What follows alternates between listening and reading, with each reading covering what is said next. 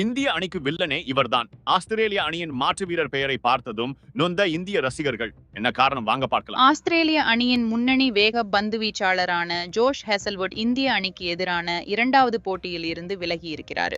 அவருக்கு காலில் காயம் ஏற்பட்டதால் அவர் அடிலைட்டில் நடைபெறவுள்ள பகல் இரவு போட்டியில் விளையாட மாட்டார் என அறிவிக்கப்பட்டு உள்ளது. இது இந்திய அணிக்கு சாதகமான விஷயமாக முதலில் பார்க்கப்பட்டாலும் அவருக்கு பதிலாக ஆஸ்திரேலிய அணியின் பிளேயிங் 11-இல் விளையாடப் போகும் வேக பந்து வீச்சாளரின் பெயரை பார்த்ததும் இந்திய ரசிகர்கள் பதற்றமாகியுள்ளனர்.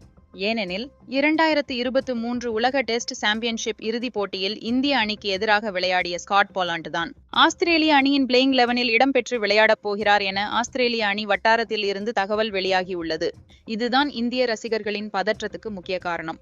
ஸ்காட் போலாண்ட் 10 டெஸ்ட் போட்டிகளில் 19 இன்னிங்ஸ்களில் 35 விக்கெட்களை வீழ்த்தியிருக்கிறார்.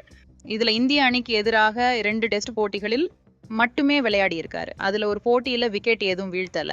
அவர் இந்திய அணிக்கு எதிராக விளையாடிய மற்றொரு போட்டி 2023 உலக டெஸ்ட் சாம்பியன்ஷிப் இறுதிப் போட்டி ஆகும். அந்த இறுதிப் போட்டியில இந்திய அணி தோல்வி அடைந்ததற்கு ஸ்காட் போலாண்ட் முக்கிய காரணமாக இருந்தார்.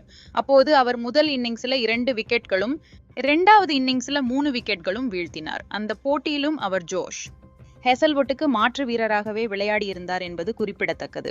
இதன் காரணமாகவே ஸ்காட் போலாண்ட் இந்திய அணிக்கு எதிராக விளையாடுகிறார் என்ற தகவலை கேட்டதும் இந்திய ரசிகர்கள் உலக டெஸ்ட் சாம்பியன்ஷிப் இறுதிப் போட்டி நினைவுகளுக்கு சென்றுவிட்டனர்.